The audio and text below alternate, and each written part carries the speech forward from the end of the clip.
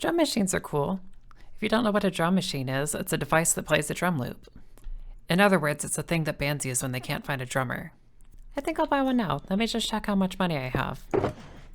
Oh. Well, there's still one more option. I can build one in Minecraft with redstone. Something like this. I can hit this. Okay, and we get one measure of a basic drum beat.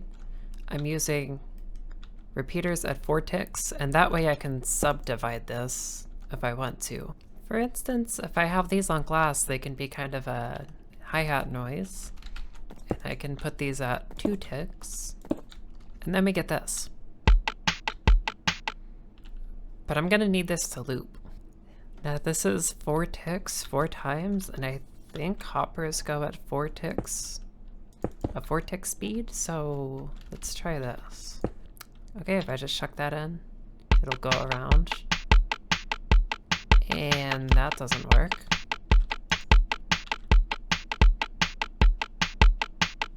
No.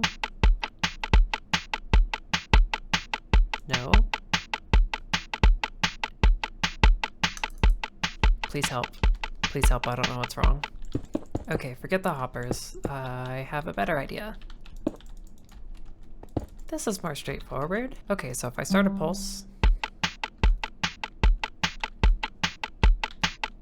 this goes around in a circle, making a clock, and it matches up perfectly with the timing I have set here. Now here's the thing, a good drum machine will have more than one drum beat. It'll have the ability to start and stop channels to get different rhythms. So how am I gonna do that? Okay, something like this maybe could work. So when I want to cut off this channel, the piston can turn off, but the problem with that is the piston makes noise, and I don't want pistons going off in the middle of my beat every time I try to turn something on or off. So I need a different way to do this. One silent way I could use to cut off a channel is locking a repeater, but the problem is that's gonna take up at least 3 blocks of width. And I'd like to keep these as close together as possible so I can have a lot of different channels. So that's not gonna work.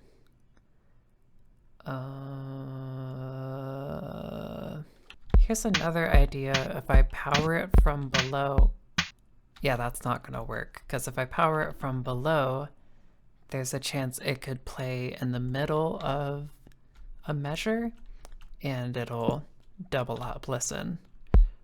Yeah, that's no good. Okay, I think I figured it out. So if I use a hopper with a redstone torch here, this will stay locked until the start of each measure, where it'll pop into here real quick, and that can trigger the start of this measure.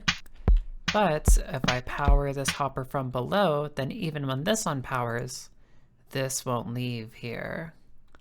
Okay, so I looked up some T flip-flop designs, and I think this one will be perfect. So I notice right now the hopper is being locked from below. So actually, let me turn this back on.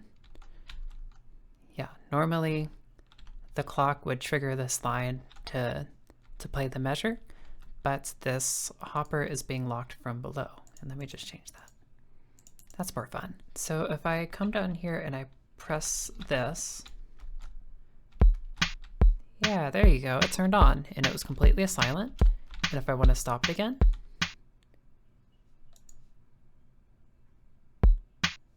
yeah. So the button is silent because I'm not using a button, I'm using this note block and observer setup. And then it silently toggles whether this channel is on or off, and it does so very quickly. So I think this is perfect. And this should be tileable, so I can put a bunch of these channels right next to each other. So now that I've figured out how I'm going to hook up each of the channels, I can do the actual fun part of just adding in the drum beats. So let's start by removing these test ones. And I'm just gonna copy this over a bunch.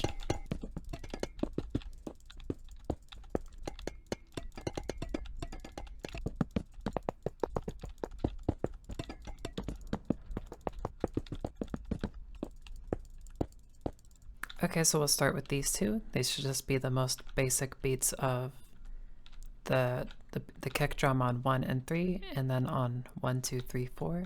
Let's hear it.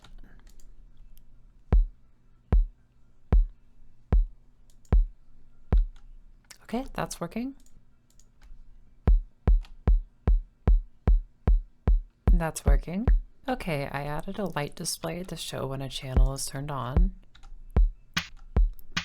So that's fine, but here's a problem that I encountered. Let's see if I can reproduce it.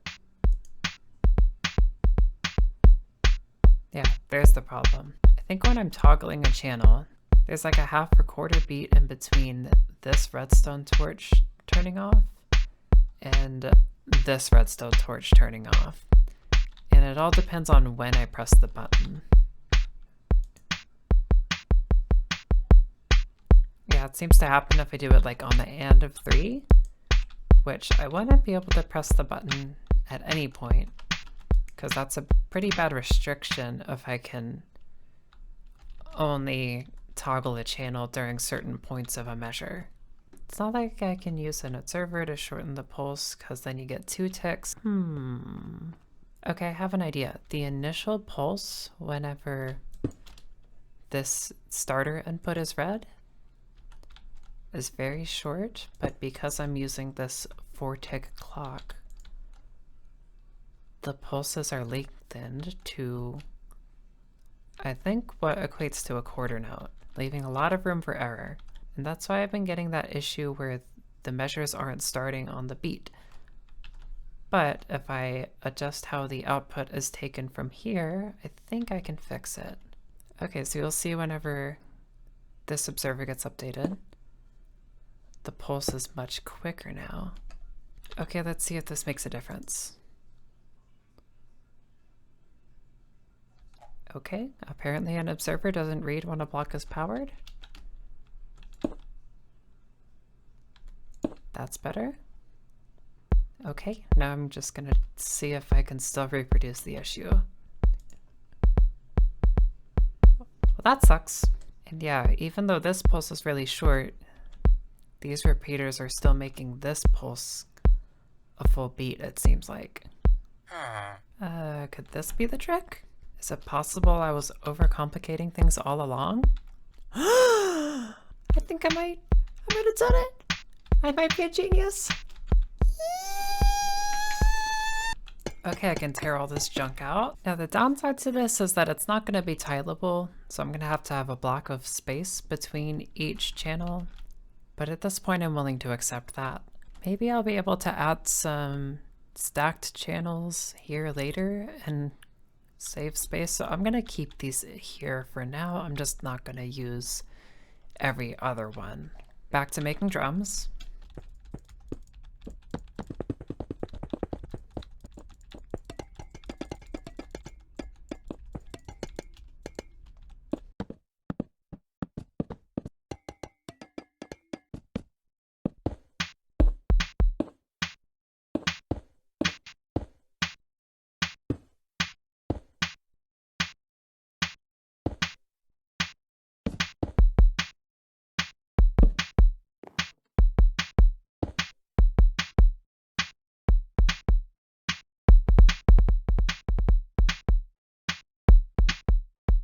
Okay, I've got 8 bass channels here.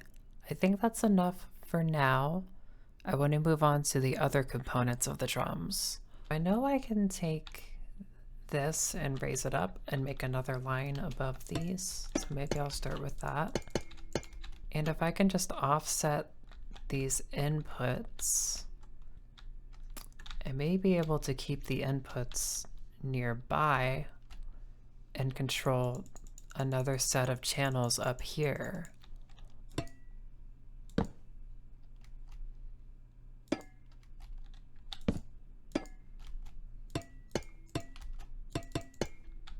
could offset it like this, and then these would go here, off, on.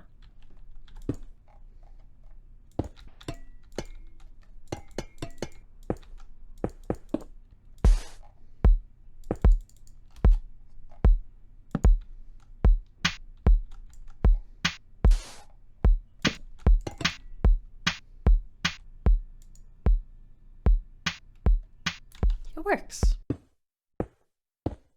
Okay, the circuitry for the second set of channels is all put in, and now it's just time to put in the drums.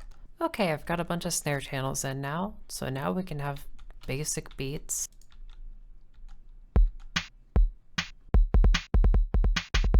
So now that I have the kick and the snare, I need room for more channels, and since I'm going to be controlling from down here, I don't really want to be reaching up too high to try and access the other channels like the hi-hats. So, and there we have it. I saved myself a lot of time using a structure block. Now I want to move the clock to the center so I can power both sides and keep everything in time. I did not know that the visual redstone mod did this. The clock is now in the middle, albeit slightly off center because I made this even like a fool. This is not a building video, but it does reach up here with the power of just 1. So I'm really stretching it to its limits, but it works. The clock's now hooked up to both sides. It's so beautiful.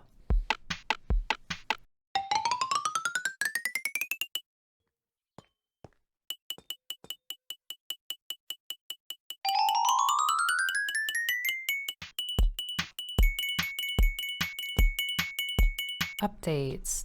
I added signs here so that I can remember what each of these do. I also redid some of the bass patterns and snare patterns and swapped stuff around just to make it easier for myself. And I filled in the majority of this side as well. Drum loops are cool, but a real drummer can do fills. So I'm gonna try to do that with a drum machine. So the idea for the fills is I'll use the same type of input, and then it will play once and then turn itself off. How do I do that? Good question. I think building the input would be a good start. Now, how do I get it to turn itself off? I can power it from below. I can have just one input that turns off all of them at the end of each measure. That's the measure start line from the clock. Give it 2 ticks so that I can unpower this long enough. Okay, now it's switching on and off every time, which is not what I want.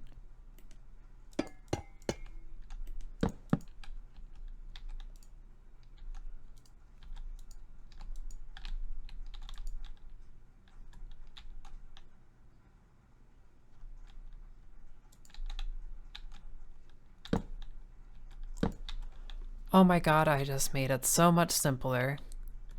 So with a slight alteration to the design, I can still turn it on the same way, and then I only have to unpower this torch to turn it back off. And if it's already off and I unpower this torch, then nothing changes.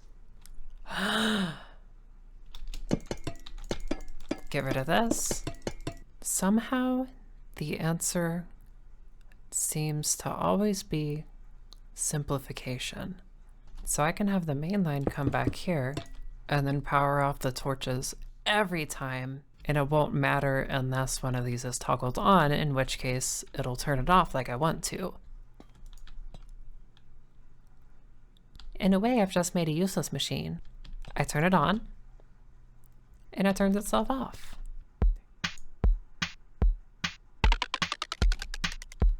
It works! Now I am going to need to fill in the spaces in between. So let me finish copying these modules over. And there's not room for another one there, so I'll have 3 of these and then 3 offset. There's those 3. Okay, that should be all that circuitry.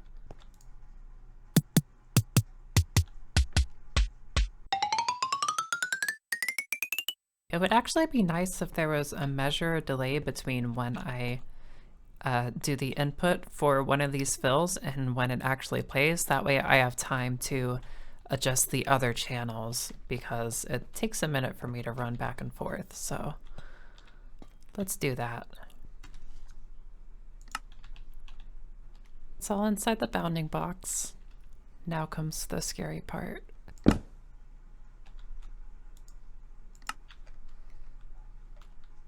The inputs are still right here, and now I have room to add 4 beats before this turns on. So let's see if toggling on works. Yes. And then once I hook this back up, it'll be able to turn itself off. I would still like to be able to have the lamp indicate when this is engaged. But now that this is over here, how can I do that? Here's one option. I can just use an observer line to just temporarily power the light, but the delay for that is way too long, I feel. I've improved it by a single tick. Once again, I've completely overcomplicated this. If I just put an observer here and a block here, then I get an immediate response. Now the question is, can I do a tileable pulse extender? Oh my gosh, I think I did it. So basically, I'm using the same thing as over here, the same T flip-flop. So I can turn this on. Nope, that's not working.